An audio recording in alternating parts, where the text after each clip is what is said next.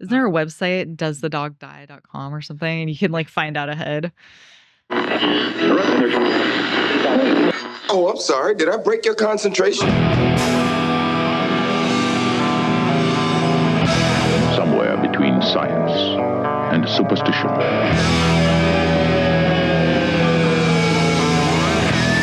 We have such sights to show you.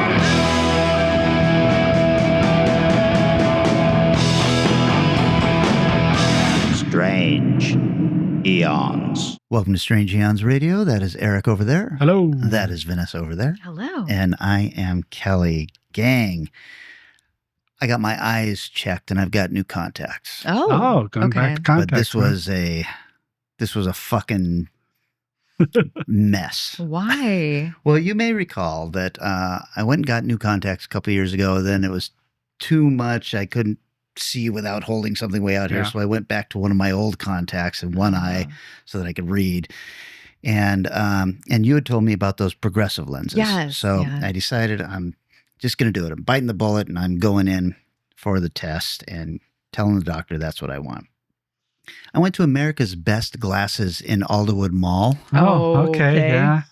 I just want everyone to know never to go to America's Best Glasses in Alderwood Mall. The doctors are fine. Okay. The people who are there to help you are the biggest cunts on the planet and do not want to be there. But so I went and told the doctor, this is what I want. And he said, oh, okay, because your prescription hasn't changed. And I said, yeah, I know. I just want these. I said no to him. I want them. And he said, got to warn you. It's about 50-50 on people who they work for or not. Yeah. So you might not be able to do that. But we have this workaround where you have one contact for distance and one contact for reading. He goes, that's sometimes kind of hard. I didn't want to tell him that's what I've been doing for the last 4 years. And I was like, oh, that sounds interesting also. So so they make a big deal of saying, do not come in and ask about your contacts. You will get an email saying they're in, right? Okay. I never got an email. So like 2 weeks later, I call and I say, hey, I don't want to be a bother, but I ordered these and I haven't gotten an email, but it does seem like it's been a while. And the lady on the phone, who I'm assuming is Jennifer, says, oh yeah, they're in. And I was like, okay, well, can I come pick them up? Yeah. I'll do that. So I get them. And I pop them in and I wear them for a couple of days and they do not work for me. I've got double vision while I'm using them. And a lot of my work is driving. So my depth perception is way off and I'm like, I can't do this. Give me a headache. Ouch. And I had set up an appointment then this last Saturday to go in and tell them how they were working for me. So I go in wearing my glasses. And Jennifer says to me, do you have your contacts with you? First of all, she's like, I'm there first thing in the morning. There's nobody else there. She is angry at me. Wow. Right off the bat. Holy smokes. She's like, do you have your contacts with you? And I said, no, they didn't work for me. And she goes, well, how are we supposed to do an evaluation without you wearing the contacts? Wow. And I said, well, I don't want those contacts. They didn't work for me. And she just kind of looks at me and I can be an asshole, believe it or not. Oh, my God. What I wanted to say was, look, I drove up, parked right in front in a BMW. That might have set you off.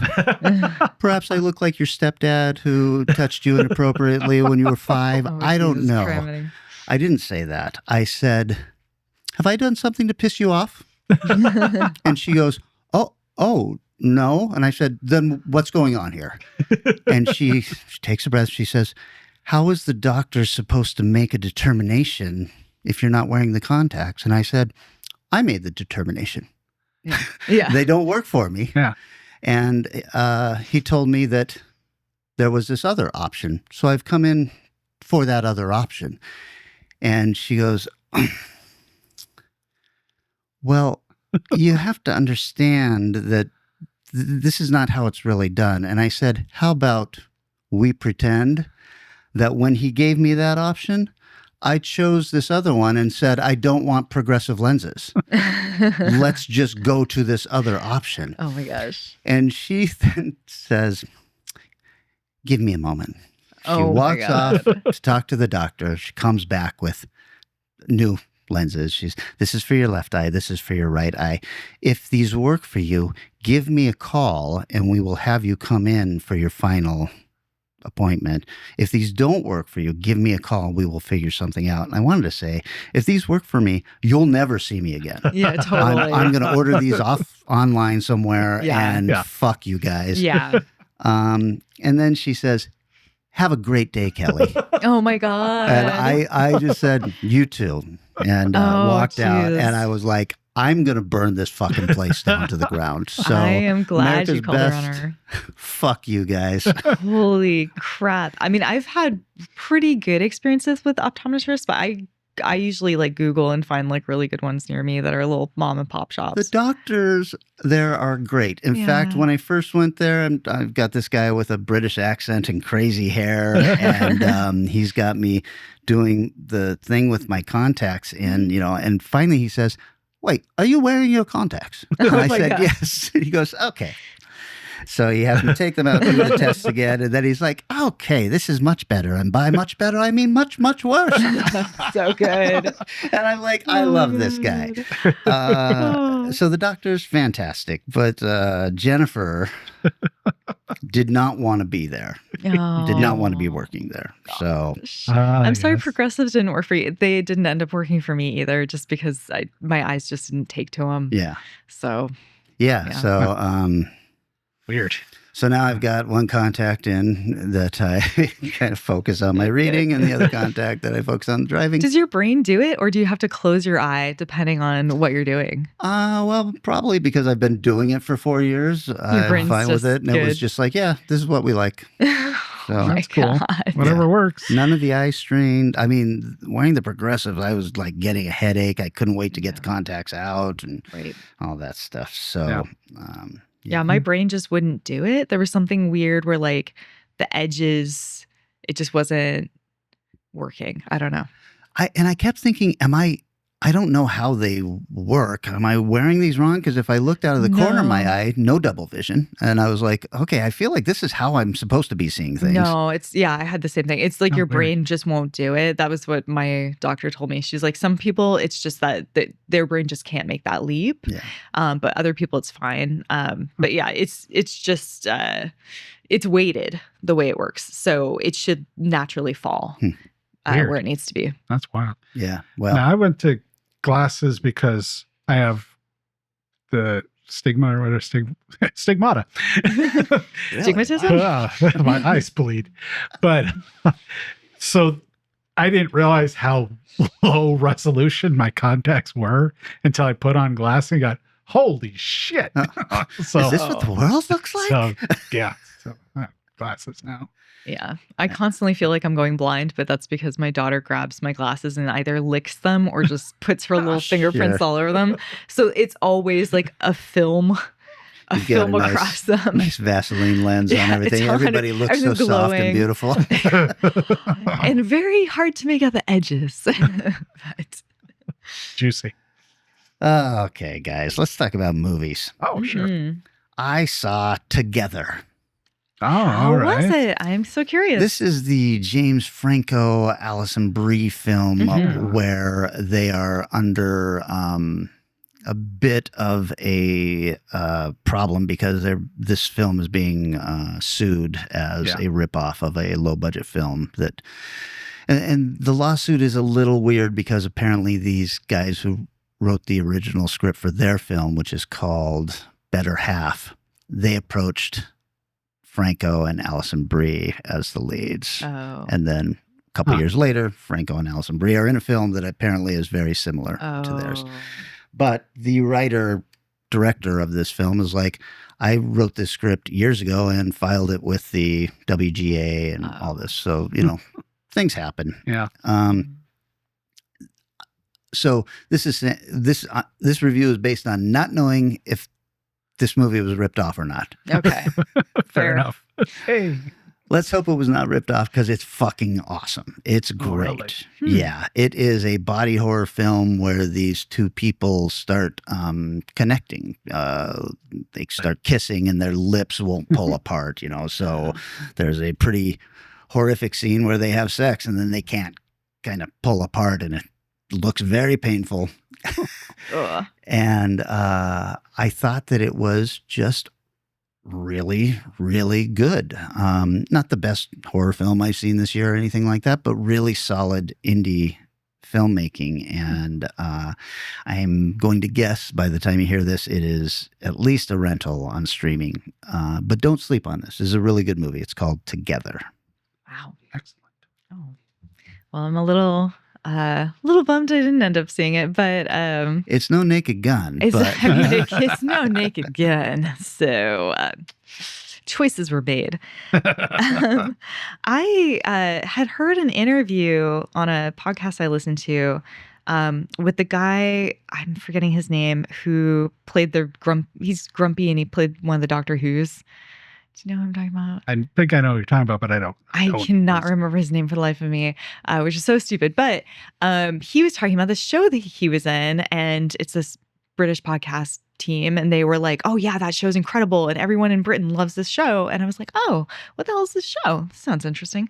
So I watched a couple-year-old show called The Devil's Hour, which is about a serial killer who is caught, and while being interviewed, reveals that there's essentially multiple realities. oh right, okay, yes, I remember Yeah, and he feels like he is killing people to better the world, essentially. Oh, wow. This show is so freaking good, and my first thought watching it was Kelly would love this. this. Yes, I forgot all about this. I've seen this and I did like it a lot. Oh yeah, and Peter the Capaldi. third season is coming out in this October, I believe. Oh, I didn't know that. wow. Yeah. Okay, that's So cool. it's still going strong. So I've seen seasons one and 2. It's pretty easy to get through. I think there may be like 6 episodes each. It's not a heavy lift, but it goes some really interesting places. Things are not quite what you think they are, and I had such a good time with it. So I was very really stoked. So Peter Capaldi. Peter Capaldi is his name. Thank you, Eric. That's The Devil's Hour. Is that on Netflix? Or It was Prime? on Prime. Prime, I think. Okay. Yeah. That sounds I'm not sure that I pretty saw cool. the second season. So. Oh yeah. Okay. I would keep watching. Okay. British television procedurals are really pretty damn good. So good. Yeah. Okay, so I saw one that Kelly talked about a while ago that I'd forgotten you talked about. That I watched it going, Marshmallow, which Yeah. I actually really enjoyed. It's weird. It's very bizarre by the end, Yeah. but that's what I liked about it. And I've seen a lot of people really hating on the film. I think because it starts off and you think it's going to be a kind of a camp slasher film, and then it changes significantly. But I thought it was really interesting. The kids' performances are, Jesus, next level good. Pretty Wow. dang good. Yeah. And it's just well constructed and interesting. And the cliches, like some of the characters at the beginning, you're like, Jesus, this is about as painfully cliche as you can be. Wow. But it's all for a reason. Oh. Right. And I was like, okay, this is really interesting and really needs to be, I think, celebrated a lot more than it is. This is definitely one that I think more people should be checking out. If you like strange, weird horror films that may not go where you hope or want them to go, but nonetheless go someplace interesting. Where did you check this out at? I think it's just like Amazon or it's on a, Yeah. Was it a rental? I believe so. Okay. I remember thinking, oh, okay, a new little Friday the 13th Yeah. ripoff. And it was different enough that I was like, I think that I would not have liked this if it was just a Friday the 13th ripoff. Agreed. Mhm. Yeah. So I've I seen plenty thought it of was pretty good. those.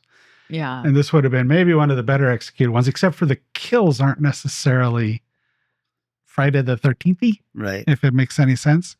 But I don't know. Yeah, definitely check it out. It is very interesting. Nice. Yeah. Good one. All right, guys. Strange New Worlds, new season. Yes. I completely missed that it started up. Oh, they're like eight hold on. episodes No, in now. or I'm thinking the wrong thing. I've seen one episode. Well, I'll give you a hot take. This show is garbage. This is everything I hate about Star Trek, and they're doing it all in this season. I'm like, they can't even get Pike's hair correct, which was the whole draw for me. I did notice that. It's like, what is going on with it's like, somebody messed up. They ran out of the gray or something. The first episode was the conclusion of the cliffhanger from last season, and it was okay, except that I was like, oh, okay, they're going to build up the Gorn to be this really cool villain, and instead it's just kind of an alien ripoff, aliens. Yeah. And then right after that, we go into a, comedy episode where everybody is brainwashed to thinking something is different in reality. And then we go into just a holodeck episode, which is a mystery thing that's set in the 60s. You'd think I should have loved that. Sounds great. It's garbage. The writing is garbage. The acting is garbage, unfortunately. And the budget looks like it's been cut in half. I'm like, why are you cutting this in half? This show is popular, isn't it? Give them more money. So I just like, well, okay, you had me and you've lost me. It's been a weird season. It definitely has done some big swings in strange directions. I think I enjoyed it much more than you have. There's a speech during the holodeck episode that I was pretty much tearing up during because I turned that episode off halfway through, and that was when I decided I'm not watching the show anymore. Oh yeah, there's about kind of the power of science fiction television and how it can affect the viewers, and I just was like, oh my god, this is such a good speech. But yeah, some of the Gorn stuff gets a little weird. The Spock romance stuff gets very strange. That's the bit I'm not very happy about. But I don't know. I'm still willing to watch them. I'm still having a good time. It's nowhere near as irritating to me as Discovery. Discovery was just like pulling nails. I mean, every season's a different captain. I'm like, what is this show? Yeah, literally, what is the show? I like the first one. And I'm watching going, I bet Kelly's hating this because they're doing a few little things. I'm going, I'll bet he's not going to like this. That first one I did like. I was like, okay, well, let's keep going here. But afterwards, I feel like when those weird episodes happened in Next Generation, stuff like that, I was like, you kind of earned this. You've been on the air for 4 years or whatever. You're going to do some wacky shit. It's kind of fun. This show has not earned that stuff. First of all, their seasons are less than half the length of the old seasons, so you don't really get a feel for all these characters, so that when you throw them into these wacky episodes, it's like, all right, I'm not having a good time with this. On top of that, half of these characters we know very well from the original series. And so then you start making them act completely different. I'm like, okay, I'm fine with this if you'll continue on with now the original series and just completely rewrite it. But they're still trying to tie it into the original series. I'm like, well, this now is not making this character work for me anymore. So I'm just bummed with it. But like I've always said, I want every show I like to either get canceled or get bad so I don't have to watch it. There you go. Yeah, exactly. You can move on. Yes. Make room for something Enjoy. new. I'm moving on from Strange New Worlds. I think that's sort of what happened with, although I feel I need to go back on a couple of them. That's kind of what happened with the Star Wars shows. I'm just like the Luke Skywalker one, just... Yeah. No, you don't need to go back. Killed me. They did very bad. I was just like, you know what? I think I'm done. Yeah, the kid. I mean, there was a couple decent ones in there, like the Kid Droid one. Well, the last one, the one that everybody bitched and get Emmy awards and all that stuff. Oh, Andor. Sounded pretty good. Incredible. Andor's good. Yeah, Andor's like its own in its own class. I didn't see. Is it Ahsoka? Whatever. Ahsoka. Yeah, Ahsoka. Not very good. Yeah. Well, I do get amused by people online complaining about horror and sci-fi not getting awards. Like, they don't. They never have. They never will. So who cares? Enjoy the show. Who gives a shit? Yeah. It'll get the effects awards. Oh, it's me again, huh? Yeah. So, Austin kept bugging me to watch, my husband kept bugging me to watch this show. And I was like, oh, okay. And he's like, people really love this thing. I think we got to watch K-pop Demon Hunter. And I was like, man, it just sounds like such a like heavy ass manga shit that I'm not quite like, I like anime, but I like solid, interesting standalone anime. I haven't really gone down a lot of the series tunnels, especially like the more kiddie stuff. And I was like, I just don't know. So we put it on. It is so good. Really? Oh my Is it God. anime? It is anime. Okay. But it's like, so it's on Netflix and it's a Korean piece, but it is English. So it's like tied in, it's loving on the Korean universe of like K-pop, but it is an American production. Oh, I didn't know. So that. it's not like you're reading subtitles or anything like that. Does it have lots of bouncy music that you love? It has the best music. Cool. I'm not even kidding. It is like it's been going in the charts. Like a lot of the songs from it are in like the top 10s of Spotify and have been for weeks. They are made up bands. Right. They just brought in people to put together songs for this show. That's kind of what K-pop bands are, or But New Kids on the Block, or any of those put bands. them together and tour these people and they collab I and see. whatever. No, they literally only just showed up for this movie and then they're not together. So they're like, so they're making these soundtracks now because they're like, well, people love this music. It is so good. The music is so, so good. Wow. Yeah. Man. I can't wait to hear the comments we're going to get on you loving on this show. Oh my God. If you better watch it before you tell me that it's no good. Nobody can complain about this and me watching it unless you watch it and you decide that you don't like it, which is impossible. I think it's probably not for me, but I know it's on like Netflix's top 10 for like 4 weeks now. Yeah. So you may be surprised. You may be surprised. It's got a lot of heart. You found his secret NSYNC albums he has got hidden in the back. You don't have to be in it just for the music. There's good stuff. And it's not really like pop music. Like it's literally genuinely very good, well-written songs with a lot of cool like drops and ups and downs and stuff. But, cool. Yeah. Anyway. All right. Well, I watched it's called K-pop Demon Hunters. Yeah. And now I say that, I'm like, is it in English? I'm pretty sure it was in English. But now my brain is like, wait, did I just magically take Korean and subtitles and just make it work? They do both. Usually, like Netflix will have all English or all subtitled versions in separate Now I don't know. files. Yeah. Well, yeah, but I really genuinely don't know if it's because like Ultraman Rising was just in English. It's not. Oh my God. Okay. Anyways, regardless, it's great. Right. So Yeah. So the 100 Days thing, is with the horror before Halloween. Mm-hmm. I start every year with a franchise that I've seen none of. I've done Puppet Master. Mm-hmm. Well, I guess I saw one of Children of the Corn, but that's out of like 8 movies or something. So that seemed all right. And now I've done Underworld. Oh, the Underverse. There are things to like about this series. There are not a lot of them.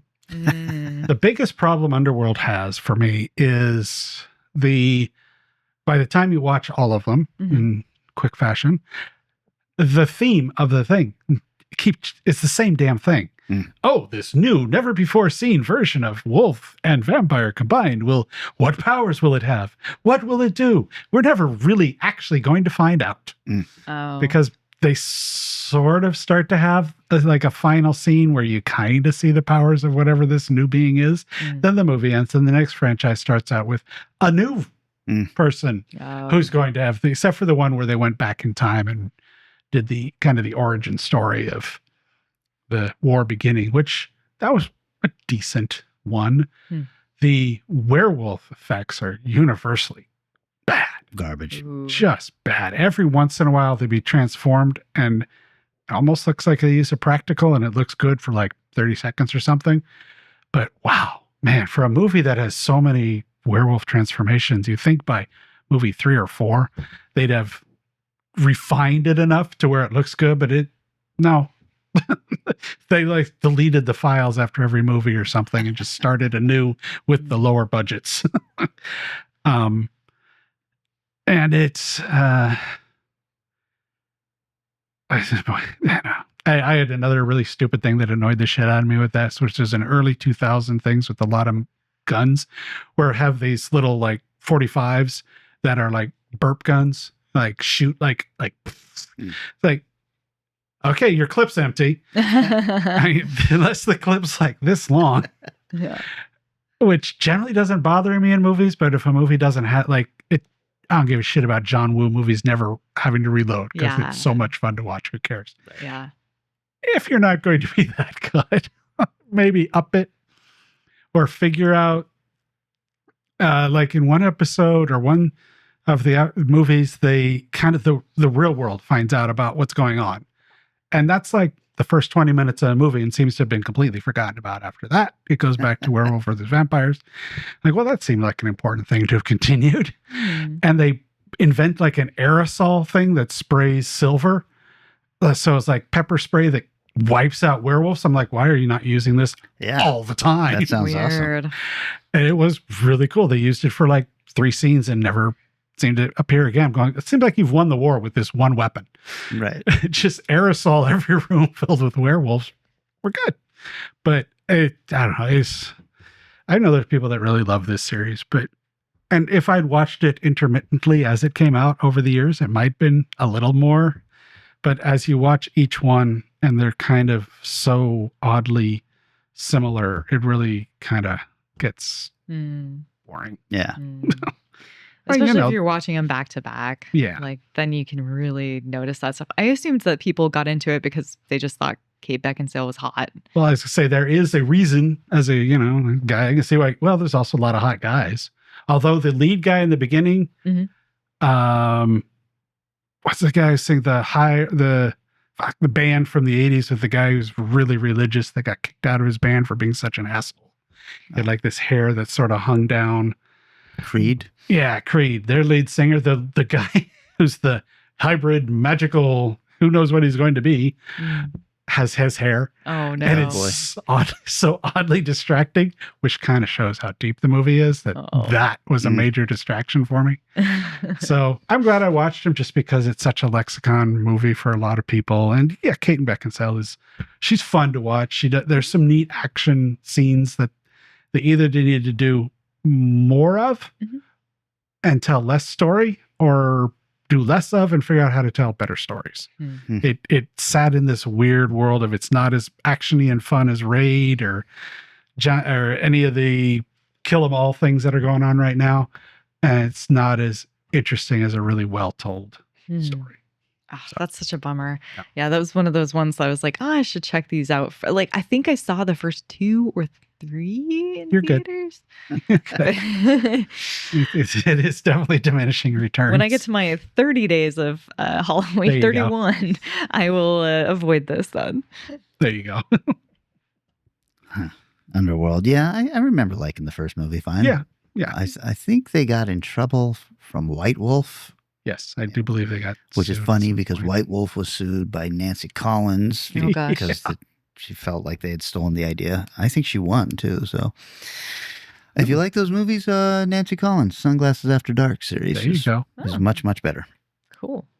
Okay, gang. How about we take a little break, and then when we come back, we are going to be talking about movies with numbers in the title.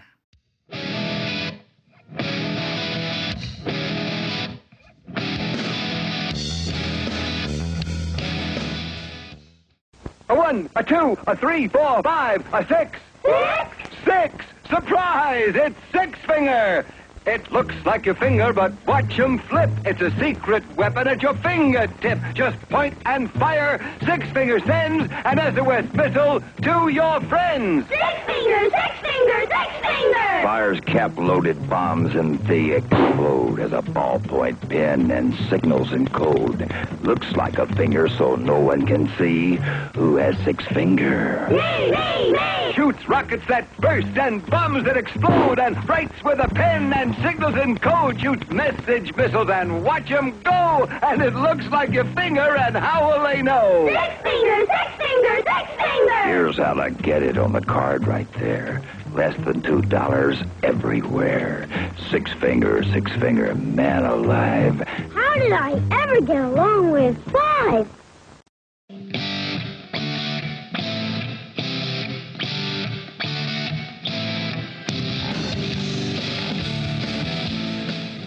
And we're back. This was my subgenre pick, and the idea was the film could have a number, or the film must have a number in the title, but that number can't be the sequel number or something like that. So you could do a Friday the 13th movie because 13 is in the title, but you couldn't do Nightmare on Elm Street 2. Mm-hmm. So yeah, could have done Jaws 3. Damn. no, you could not have done Jaws 3. Okay, so I will start this off, you guys, and I'm talking about a little slice of comedy from the 80s called Ms. 45. Every day, on every street, in every city, women are insulted, abused, threatened. Nana, what's the matter? What's the matter with you?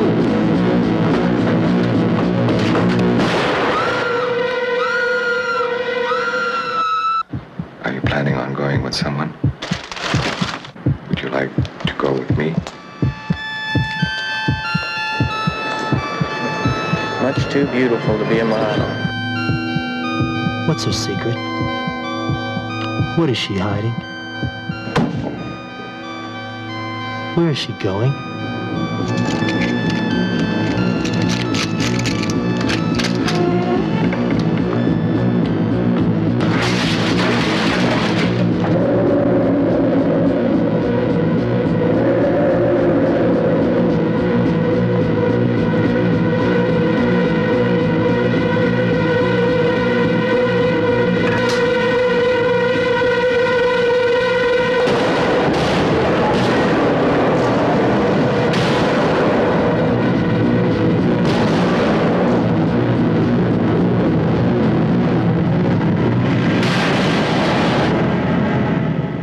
(1981), directed by Abel Ferrara, who has done movies like King of New York, Bad Lieutenant, Body Snatchers, The Addiction, and The Projectionist, and written by Nicholas St. John, who has been a go-to writer for Ferrara.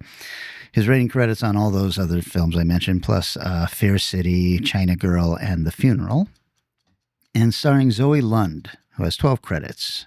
Special effects, Exquisite Corpses, and Bad Lieutenant. And then there are a number of people in this movie which this is their only film, including Albert Sinkus, Darlene Stuto, Helen McGarrah, and of course Abel Ferrara as the first rapist. Yes, this is a rape movie. Fun.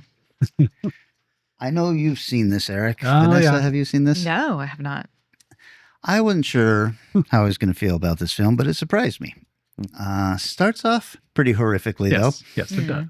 We meet our protagonist, Thana, who is a young mute girl walking home from work in New York City. It's not nighttime or anything, but as she passes an alley, a masked attacker grabs her, drags her into the alley, and then brutally rapes her at gunpoint. We are about 1 minute and 30 seconds into this movie. Jesus. The rape scene isn't graphic, but the look on her face as all of this is happening is pretty fucking hard to watch. The rapist finishes, tosses her aside, and runs out of the alley. She somehow kind of collects herself together and stumbles home to her apartment. Vanessa, there is a second assailant in the apartment waiting for her with a gun. She is raped a second time. Right? Oh my God. Yeah. What the hell, New York? Jesus. As the rapist is finishing, she smacks him with a solid glass apple that she had on the nightstand. Oh my God. Then she bludgeons him to death with an iron, like you would iron your, not an iron from the fireplace, an iron you would iron. She starts smacking him in the head with this. They've got a lot of corners. Yeah. She drags his body to the bathtub. It's very important to know that this man has left behind his gun, which she now has. Ah. The next day at work, she kind of goes into a PTSD spiral when she sees her boss rip the shirt off of a mannequin. She works as a seamstress, by the way. Oh. And he starts screaming at all of her coworkers, all of them females, of course, which kind of sends her to the floor weeping. So they're like, why don't you go home early? When she gets home, she decides to start dismembering the burglar's body in the bathtub, the rapist. Why'd I call him a burglar? She places the pieces of the body into plastic garbage bags and stores them in her refrigerator. There's some pretty good gruesome stuff here, and she's not taking any of this lightly. She is very, very disturbed by everything that's happened to her and what she is doing to the body even. So her plan is to just kind of start dropping these body pieces off in various garbage cans around the city so that no one will be able to track it to her. And it seems like this will work, except for one day she drops a bag in a garbage can, and there's a man there who thinks that she has accidentally dropped the bag. Oh. So he picks it up and starts following her. And he's like, hey, hey. She can't hear him, or she can hear him, but she can't say anything to him. And it appears that he is coming after her and chasing her. Oh, no. So she gets kind of caught in an alley with him, and she blows him away with a gun. Oh. Well, she starts getting pretty comfortable with the idea of killing men who can't take no for an answer, and that is the gist of this movie. She goes on a quest for vengeance by targeting and killing a fashion photographer who keeps hitting on her, a pimp who assaults a prostitute in front of her, several gang members who actually are trying to sexually assault her, a Saudi Arabian businessman and his limousine driver, and in a very strange scene, she drives a recently dumped salesman to suicide after her gun jams. Her gun jams when she's about to kill him. He's so shocked, he grabs the gun, and then he's so depressed with everything, he blows his head off. Oh, my God. Whoa. Holy hell. Yeah.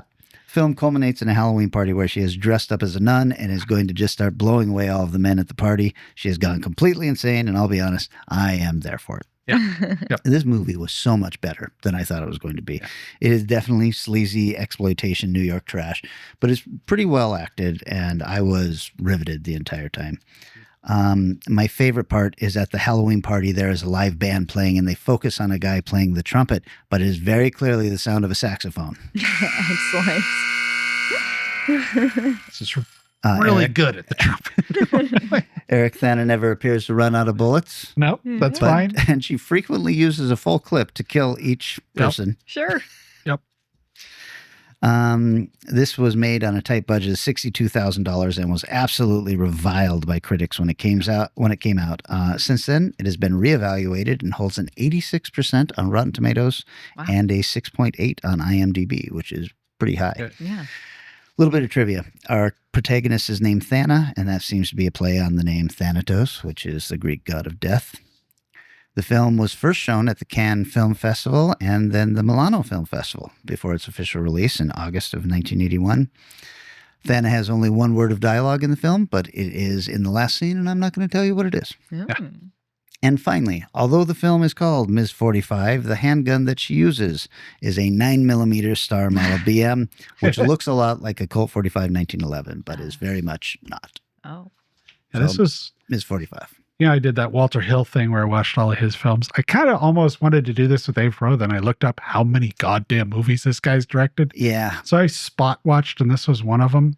It's a powerful film. It's the beginning and the end scenes are the one that stick in my head the most. Is it just, ow, you're right. It's not like I spit on your grave graphic, but her performance is so unsettling. The camera focuses on her face in both rape scenes. And so she's just taking it, and you can see the trauma that is happening right there on her face. And I was like, this is far more disturbing than if we had actually seen So I was really, really impressed with this film. The problem with Abel Ferrara's films is that there are a ton of them that are just bad. Yeah. When he hits really well, but wow, when he doesn't. Damn. Wow. Vanessa, you want to take us on our next numbered film? I will say this has been one of my favorite challenges. Oh, cool. So many cool options showed up, but I went with 2001's The One. The people have found you guilty of 123 counts of first-degree murder and 123 counts of unauthorized travel to parallel universes. There's never been anything like what I have become. For these crimes, you have been sentenced to life without the possibility of return. Are you ready? Are you? Freeze! He's escaping! There's only one place he could be going. Not a problem. What if there was a killer traveling through parallel universes and he looked just like you? The good news is, you're not crazy. The bad news, before I saw him, I felt him. It was me. What if he would stop at nothing to take over your world? Each time he kills one of you, the energy divides among the survivors. He's close to you, lost strength. Maybe it's part of what's been going on with you. People get older, Gabe. They don't get stronger. They don't get faster all of a sudden. If we kill him, this whole universe could go with him.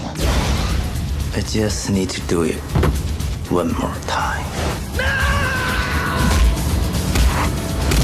This is the only way to stop him. My own design. Yeah, that'll work too.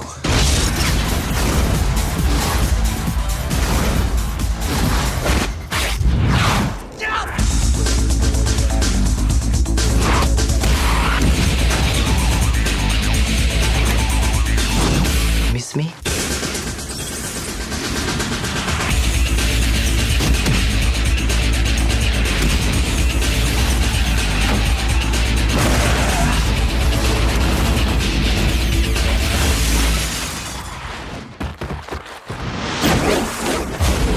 The One.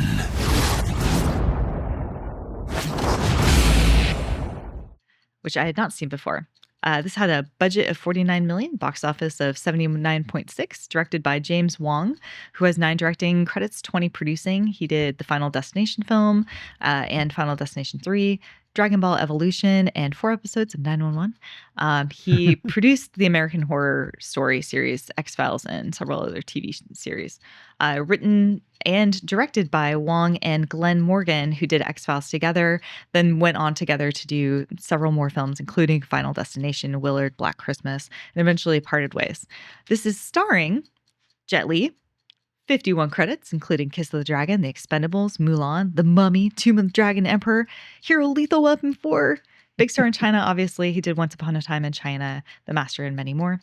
Delroy Lindo, 73 credits, including Get Shorty, The Core, and most recently, Sinners.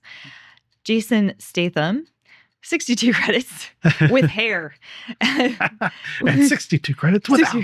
Yeah, it's without. Snatch, Transporter, Crank, Fast and the Furious, The Meg, Beekeeper, and Carla Gugino. We know her from Mike Flanagan stuff. She was awesome in Fall of the House of Usher as the whatever she was. She was great. And recently I talked about her being in Michael as like a weird random role. The story is we live in a multiverse where it is possible to travel between realities using wormholes, but it is also heavily regulated by the LASD police. Save for one man who's a serial killer. He has managed to circumvent the system, and his target is every version of himself. He's killed 123 versions and only has one left. There is a kind of fear out there that if he kills the last one, either the universe will end or maybe he'll just become a god. And they're not completely wrong because with each version of himself he kills, he gets additional strength and power.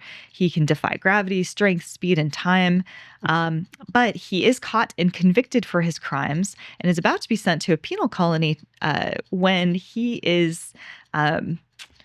escapes in a very exciting fashion that involves a mouse and his girlfriend. Anyway, so he is off to find and kill the last version of himself. Meanwhile, the final one, Gabe Law, is an LAPD officer in a world not unlike our own. It's a little bit different, but because in this one, George Bush Jr. is pro-healthcare, so... For the last 2 years, he's been experiencing increasing strength, speed, and mental ability, but him and his wife TK don't really understand it and what's going on. When transporting a prisoner, he has a sense of something weird that is off, and Yula appears, attempting to take him out. Gabe chases him down and is shocked to see a version of himself. Yula escapes when 2 time cops appear to try and arrest him. Gabe doesn't want to tell his friend cops, who are not time cops, what he saw, and really doesn't even want to tell his wife because it seems too crazy. The rest of the film, we see Yula chasing after Gabe and being foiled time and again. Gabe then discovers that he has equal power to Yula because the energy is equally distributed between the 2 leftover versions. He becomes better at honing his skills and discovers that he must use his training instead of his anger to tap in and potentially defeat his rival. The final showdown is in a factory somewhere. Shocking. This film was awesome. It was so much fun. I love the opening scene where we think this hardened prisoner is the guy that we're going to be following, but it turns out that he's not, and he gets murdered, and then some other dude just starts laughing over the top of him, and you're like, what the hell is happening right now? The effects age horrifically, but are used so well. There's a weird spark scene where you're like, man, these sparks look stupid as hell. But then all of a sudden they're like going through them and they bounce off people and it's like way over the top, but it just like works and looks awesome, but stupid at the same time. You would never guess about the face replacement that's clearly being used because you see the same guy multiple times. They obviously spent a lot of time on this. The characters are super fun. Jet Li plays both versions of himself really, really well. The music is intense choices. If anyone ever asked me to what movie they could watch to really get a feeling of the late 90s, early aughts, I would say watch this film. It is so stylistic. It's unreal between the shooting, the sound effects, the special effects, and the music. It kind of has a perfect ending. It's very weird, but it works. Kind of, I guess. I don't know. It's very strange, but I really dig it. A little bit of trivia before I wrap up. Originally, the film was to have starred Dwayne "The Rock" Johnson before Lee assumed the lead role. Scenes involving Jet Li fighting himself were shot using Lee and a stuntman with a build similar to his. The stuntman's face was painted green so that it could be digitally replaced with Lee's face later. Jet Li uses 2 distinct kung fu styles when portraying Gabe and Yula. The evil Yula uses Jingji Quan, or mind form fist, loosely translated, as can be seen when he's training. It is a very linear, offensive style. Gabe, on the other hand, practices Bagao Zhang, or 8 trigrams palm. It is characterized by open palm fighting with circular footwork. Both styles are 2 of the 3 main internal styles of Chinese kung fu, the third being Taiji Quan. And the University Medical Center, where Gabe goes for an MRI, is in North Hollywood Medical Center, where the popular sitcom Scrubs was filmed. So that was my movie. I remember liking this one. I think I've never seen it, but I really want to now. Oh, it's so fun. It's so fun. It's so ridiculous. It kind of reminds me of is it Demolition Man? The one where he goes in time and the seashells. Yeah. It has a sort of similar feel to that in a way. I really dug it. What happened to Jet Li? He was poised to become a big American action star. He was, and I think he was huge for a while, but I wonder if it was like the Chinese politics thing, because during the shooting of Mulan, I think he was very pro China and all the press stuff. I think he got some backlash for that, but you can't be Chinese and live in China and not be pro China. And like doesn't work real well. That will not work well for your family or yourself. So The One. I'm gonna watch that. Eric? Yeah. Kind of weird this time because I've seen both of the films you've seen, but I hadn't seen the one I picked. So the Star Wars fans among you will think less of me. But I never saw THX 1138. What's wrong? What's wrong? What's wrong?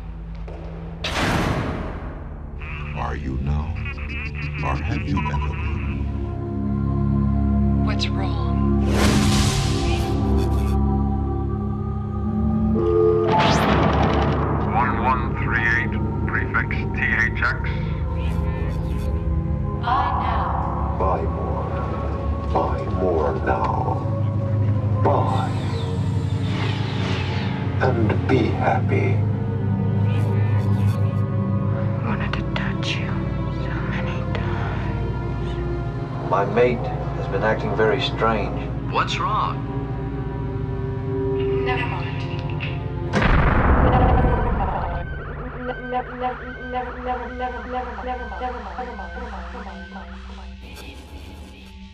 They're watching us now. I can feel it. No one knows. No one can see us. This is City Probe Scanner. We've run across some illegal sexual activity.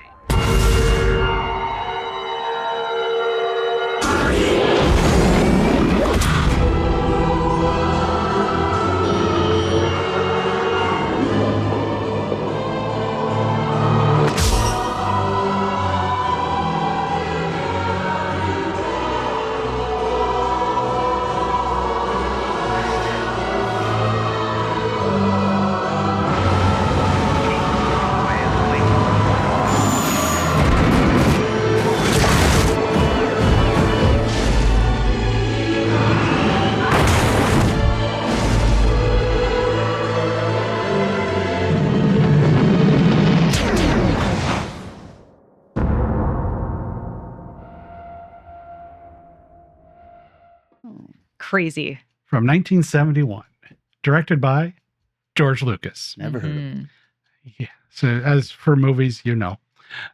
He also edited this one. He also was a writer on it with Walter Murch, who also did sound and sound editing.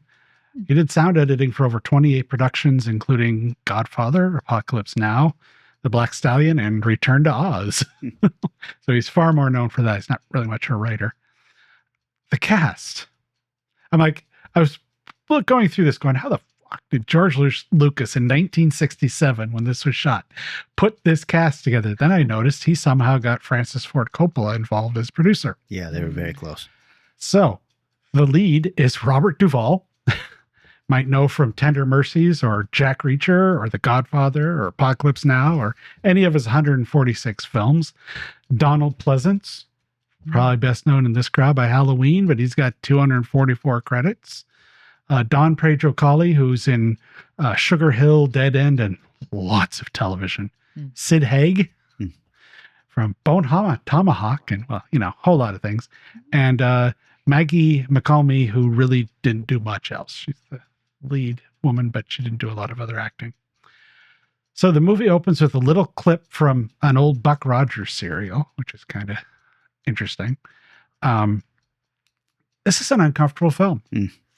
Creepy and uncomfortable start with a peek into the world where people complaining about purchases and likes of consumption being standardized. Everybody takes pills to feel better. As the movie goes on, you figure out they are forced to take pills to stay together, get prosecuted for not taking drugs.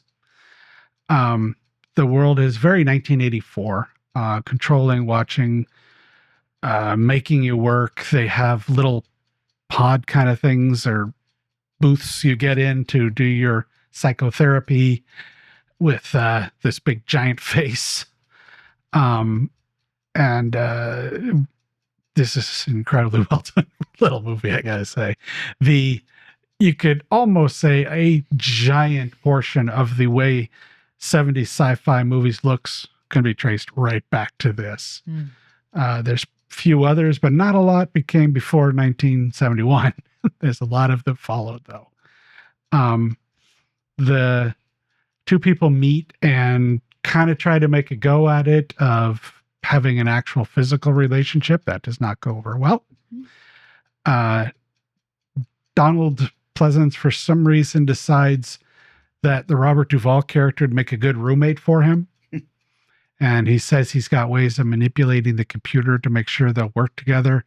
Duvall seems to have no interest whatsoever in that, but he does get busted for not using drugs and being a sexual deviant. Yeah. It goes pretty bad from there. The trial is a kind of obvious farce, but really interesting. It's fast and weird, but very well done.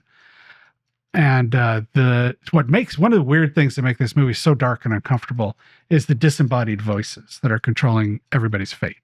You see a lot of people, but you don't really see people talking very much, except for the few leads. Duvall and Pleasance and the lady, they speak, but most of the power behind the scenes, you're just hearing their voice. And you're seeing them at like control centers and stuff, but highly recommended, I gotta say, if you love sci-fi.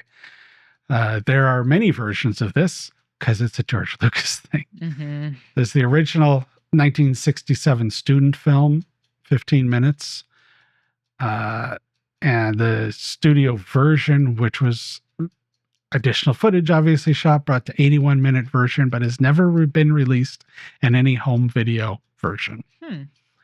There's a restored version. After the success of Star Wars, it was re-released with Lucas adding some new footage in because he could. Still didn't really do very well.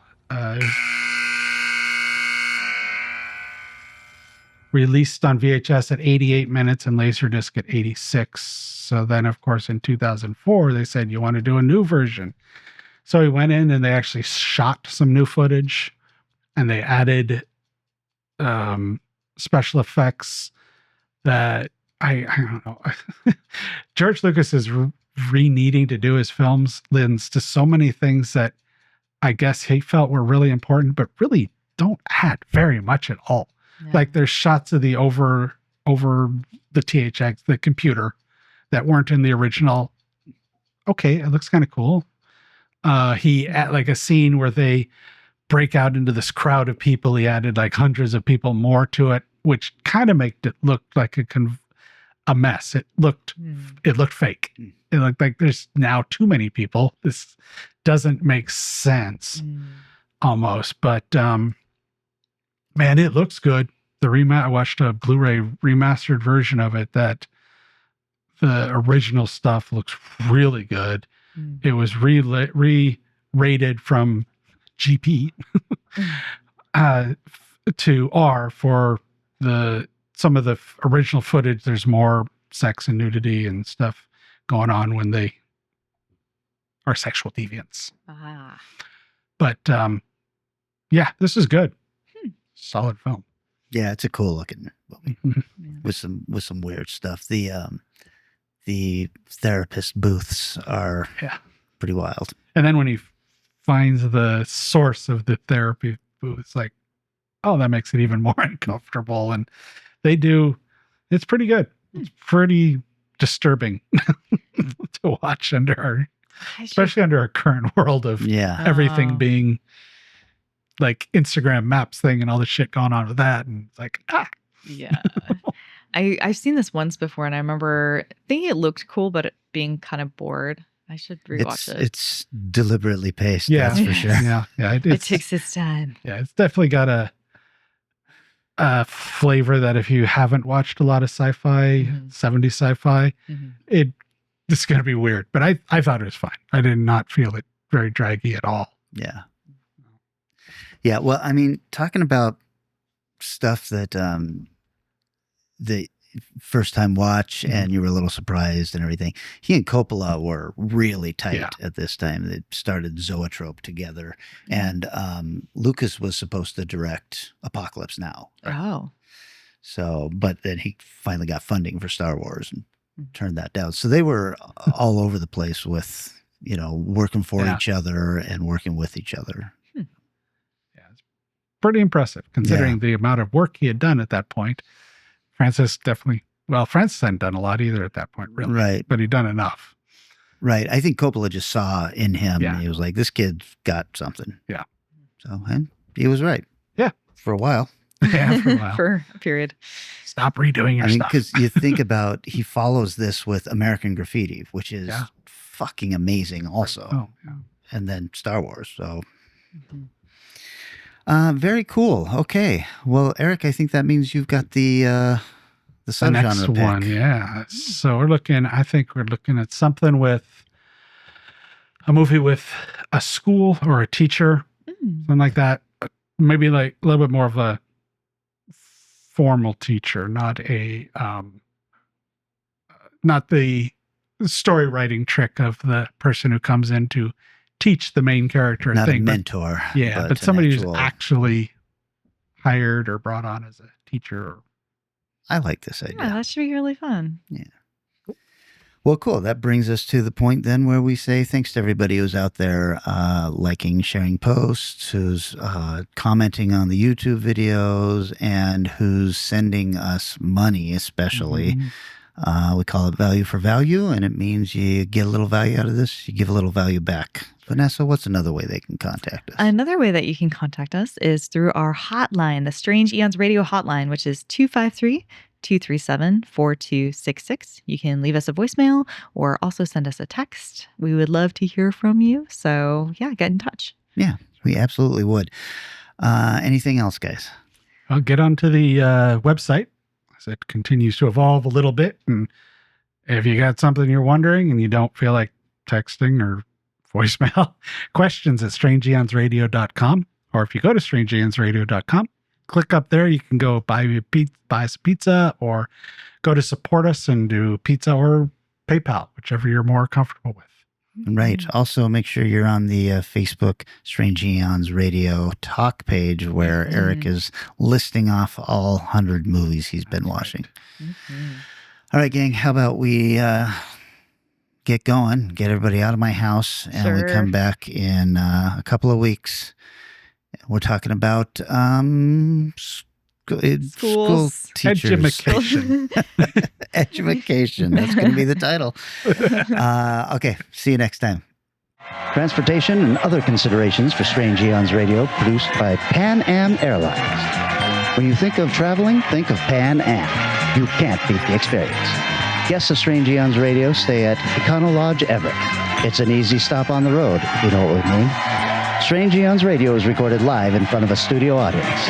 If you enjoyed this episode, please consider leaving us a positive review on your favorite podcast app. Sit, Ubu, sit. It is so good. Oh my God.